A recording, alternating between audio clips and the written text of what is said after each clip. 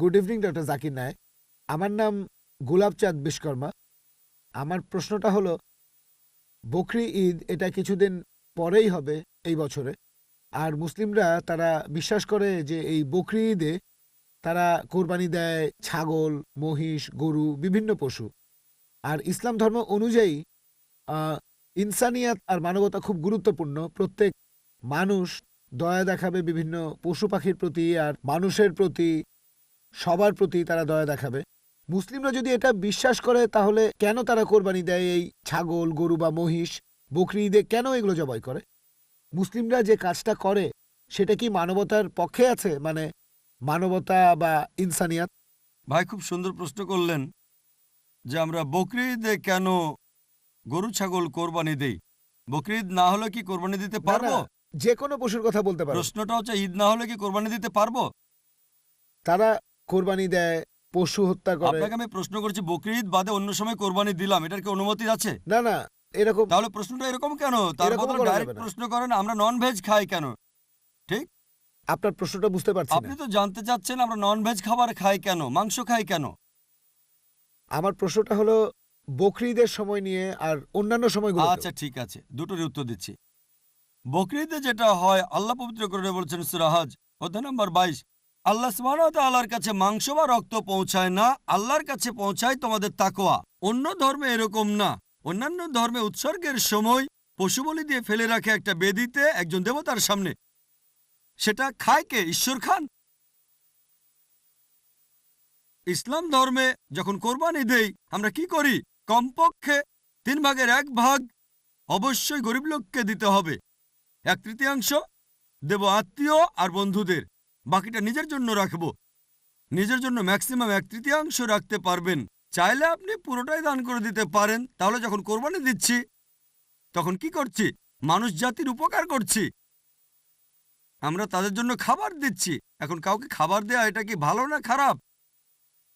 খাবার দেয়া যাতে মানুষ উপকার পেতে পারে এটা কি ভালো না খারাপ? ভালো। মানুষের জন্য এটা ভালো না খারাপ? ভালো।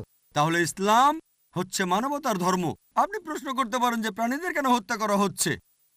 মানুষের জন্য ভালো, কিন্তু প্রাণীদের জন্য কি হচ্ছে? আর সত্যি বলতে একজন মুসলিম শুধুমাত্র ভেজ খাবার খেয়েও ভালোভাবে ধর্ম পালন করতে পারে। ননভেজ খাওয়া ইসলামের জন্য বাধ্যতামূলক না। তবে আল্লাহ যেহেতু আমাদেরকে অনুমতি দিয়েছেন ননভেজ খেতে, তাহলে আমরা সেটা খাবো না কেন? আল্লাহ পবিত্র কোরআনে বলেছেন সূরা মাইদা অধ্যায় নম্বর 5 আয়াত নম্বর 1, সেই চতুষ্পদ প্রাণীর মাংস খাও যেগুলো তোমাদের জন্য হালাল করা হয়েছে। আল্লাহ বলেছেন সূরা নাহল অধ্যায় 16 আয়াত নম্বর 5, তিনি চতুষ্পদ প্রাণী সৃষ্টি করেছেন যাতে করে তোমরা উপকার পেতে পারো এবং তাদের মাংস খেতে পারো। এই কথাটা আবারও আছে সূরা মুমিনুন অধ্যায় নম্বর 23 আয়াত নম্বর 21, যে গবাদি পশুর মধ্যে রয়েছে নিদর্শন, তাদের উদরের দুধ পান করো এবং তাদের মাংস তোমরা খাও। তাহলে যেহেতু আল্লাহ আমাদের অনুমতি দিয়েছেন, তাহলে ননভেজ খাবো না কেন? এবার লজিক্যাল কারণে আসি। এখনকার বিজ্ঞান বলছে যে ননভেজ খাবারে, মাংস জাতীয় খাবারে প্রচুর ভিটামিন থাকে, আর এটাই একমাত্র খাবার যেখানে পরিপূর্ণ আমিষ আছে। আমাদের মানুষের শরীরে 23 রকমের অ্যামিনো অ্যাসিড আছে যেগুলোর প্রয়োজন হয়। এগুলোর মধ্যে 8টা অ্যামিনো অ্যাসিড শরীর তৈরি করতে পারে না, এগুলো পাই আমরা খাবার থেকে। এমন কোনো ভেজ খাবার নেই যেখানে এই 8টার সবগুলোই পাবেন। শুধুমাত্র মাংস জাতীয় বা ননভেজ খাবারেই এই 8টা অ্যামিনো অ্যাসিডই পাবেন। এছাড়াও যদি আপনারা দাঁত পরীক্ষা করেন তৃণভোজী প্রাণীদের, গরু, ছাগল, ভেড়া, তাদের দাঁতগুলো সমান। তারা শুধু ভেজ খাবার খায়, মাংস খেতে পারে না। এরপর যদি দাঁত পরীক্ষা করে দেখেন মাংসাশী প্রাণীদের, বাঘ, সিংহ, চিতাবাঘ, তাদের মুখের দাঁতগুলো সূচালো যাতে মাংস খেতে পারে, এজন্য তাদের দাঁতগুলো থাকে সূচালো। তারা শুধু মাংসই খায়, ভেজ খাবার তারা খেতে পারে না। যদি আয়নার সামনে দাঁড়িয়ে আপনার দাঁতগুলো দেখেন, আমাদের সূচালো দাঁত আছে, আবার সমান দাঁতও আছে। আমরা সব ধরনের খাবারই খেতে পারি। যদি আল্লাহ চাইতেন শুধু ভেজ খাবারই খাবো, তাহলে আমাদেরকে সূচালো দাঁত দিলেন কেন? ননভেজ খাওয়ার জন্য। এছাড়াও তৃণভোজী প্রাণীদের যে পরিপাকতন্ত্র, গরু, ছাগল বা ভেড়ার শুধু ভেজ খাবার হজম করতে পারে, ননভেজ হজম করতে পারে না। আর মাংসাশী প্রাণীদের পরিপাকতন্ত্র, বাঘ, চিতাবাঘ, সিংহ শুধু মাংস হজম করতে পারে, ভেজ হজম করতে পারে না। আবার মানুষের যে পরিপাকতন্ত্র, সেখানে আছে ক্ষুদ্রান্ত এবং বৃহদান্ত্র। ভেজ খাবার হজম করতে পারে, নন ভেজ হজম করতে পারে। যদি আল্লাহ চাইতেন যে আমরা শুধু ভেজ খাবারই খাবো, তাহলে দুটোই হজমের পরিপাকতন্ত্র দিলেন কেন? এছাড়াও অনেক ভুল ধারণা আছে যে হিন্দুদের নন ভেজ খাবার খাওয়া উচিত না। এটা ভুল ধারণা। যদি হিন্দু ধর্মগ্রন্থ পড়েন, এটা আছে মনুস্মৃতিতে অধ্যায় নম্বর 5 অনুচ্ছেদ 30। ঈশ্বর প্রাণী বানিয়েছেন, তাদেরকে কেউ খাবে আর কাউকে খাবে অন্যরা। যদি তুমি খাওয়ার জন্য সৃষ্টি করা প্রাণী খাও তাহলে কোনো পাপ হবে না। মনুস্মৃতিতে আছে অধ্যায় 5 অনুচ্ছেদ 31 যে ঈশ্বর কিছু প্রাণীকে সৃষ্টি করেছেন উৎসর্গের জন্য। সেই ধরনের প্রাণীকে হত্যা করো, কোনো পাপ হবে না। মনুস্মৃতিতে আছে অধ্যায় নম্বর 5 অনুচ্ছেদ 40 যে উৎসর্গের জন্য প্রাণী হত্যা কোনো পাপ নয়। হিন্দু ধর্মগ্রন্থে এরকম আরও অনুচ্ছেদ আছে। বেদেও আছে যে মুনি আর ঋষিগণ নন ভেজ খাবার খেত, তারা গরুর মাংস খেত। মহাভারত পড়লে দেখবেন অনুশাসন পর্ব অধ্যায় নম্বর 88। পাণ্ডবদের গল্পটা তো জানেন। পঞ্চপাণ্ডব 5 ভাই, সবচেয়ে বড় ভাই যুধিষ্ঠির, তিনি ভীষ্মকে জিজ্ঞেস করলেন যজ্ঞের সময় কি উৎসর্গ করব, পূজার সময়, যাতে আমাদের পূর্বপুরুষের সন্তুষ্ট হবেন। ভীষ্ম উত্তরে বললেন, যদি তুমি লতাপাতা আর শাকসবজি উৎসর্গ করো তাহলে আমাদের পূর্বপুরুষেরা সন্তুষ্ট থাকবেন 1 মাস। মাছ উৎসর্গ করলে 2 মাস। যদি তুমি মাংস দাও তাহলে 3 মাস। যদি খরগোশ উৎসর্গ করো তাহলে 4 মাস। যদি ছাগল দাও তাহলে 5 মাস। শূকরের মাংস দিলে তখন 6 মাস। যদি পাখির মাংস দাও তাহলে 7 মাস। হরিণের মাংস দিলে 8 মাস। এভাবে তিনি বলে গেলেন। মহিষের মাংস দিলে 11 মাস। যদি গরুর মাংস দাও তাহলে পূর্বপুরুষেরা সন্তুষ্ট থাকবেন পুরো 1 বছর। আর যদি চাও যে পূর্বপুরুষেরা সন্তুষ্ট থাকবেন একেবারে সারা জীবন, তাহলে ছাগলের লালচে মাংস দাও বা গন্ডারের মাংস দাও। এ কথা কে বলেছেন? ভীষ্ম যুধিষ্ঠিরকে। পুরো তালিকা দেওয়া আছে। শাকসবজি, মাছ, খরগোশ, ছাগল সবকিছু আছে, মহিষ, গরু। তাহলে হিন্দু ধর্মগ্রন্থ বলছে নন ভেজ খাওয়ার অনুমতি আছে। হিন্দুরা এখন এগুলো মানে কারণ তাদেরকে প্রভাবিত করছে অন্যান্য ফিলোসফি, যেমন অহিংসা। এখন হিন্দুরাও এটা পালন করে।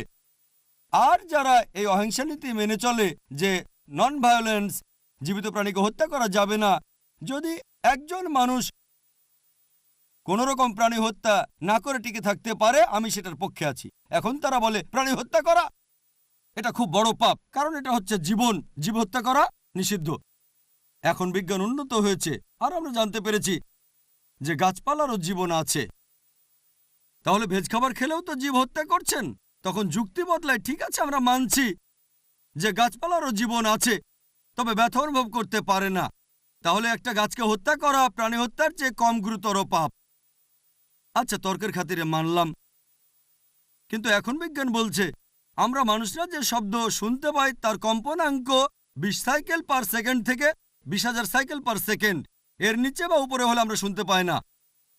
বর্তমানের বিজ্ঞান বলে যে গাছপালা কান্নাকাটিও করে, কিন্তু সেটা মানুষ শুনতে পায় না। আমেরিকার এক কৃষক একটা যন্ত্র বানিয়েছেন যেটা দিয়ে গাছের কান্না মানুষ শুনতে পাবে আর জানতে পারবে কখন গাছের পানি লাগবে। তখন হয়তো বলবেন, আচ্ছা ঠিক আছে, মানলাম যে গাছপালা যন্ত্রণা অনুভব করতে পারে, তবে এদের 2 বা 3টা ইন্দ্রিয় কম আছে, তাই গাছপালা হত্যা করা কম গুরুতর পাপ পশু পাখি হত্যার চেয়ে তাদের ইন্দ্রিয় 5টা। আচ্ছা, তর্কের খাতিরে এটাও মানলাম যে গাছপালা 2টো ইন্দ্রিয় কম থাকে পশু পাখির চেয়ে। আপনাদের একটা প্রশ্ন করি, যে ধরেন আপনার ভাই, আল্লাহ না করুন, ধরেন সে জন্মালো বোবা আর কালা হয়ে, আর বড় হওয়ার পরে তাকে কেউ মেরে ফেললো, তখন কি জজের কাছে গিয়ে বলবেন, মাই লর্ড এই খুনিকে কম শাস্তি দেন কারণ আমার ভাই ছিল বোবা আর কালা? এভাবে বলবেন? আপনি জজকে বলবেন তাকে বড় শাস্তি দেন, আমার ভাই ছিল মাসুম, সে শুনতো না, বলতে পারতো না। তাই ইসলাম ধর্মে এমন না যে 2টো ইন্দ্রিয় কম বা 2টো বেশি।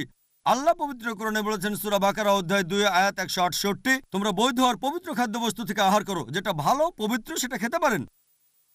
আর এছাড়াও যদি অমুসলিমরা তারা ননভেজ খাবার খেতে না চায়, আমার কোনো সমস্যা নেই, আপত্তিও নেই। শুধুমাত্র যখন বলছেন এটা পাপ, মানবতার বিরুদ্ধে, তখন আমি উত্তর দিচ্ছি। এমনিতে অমুসলিমরা ভেজ খাবার খেলে সেটা আমার জন্য ভালো। যদি সব অমুসলিম ননভেজ খাওয়া শুরু করে দেয় তাহলে গরু ছাগলের মাংসের দাম বেড়ে যাবে। তাই ব্যক্তিগতভাবে আমার আপত্তি নেই।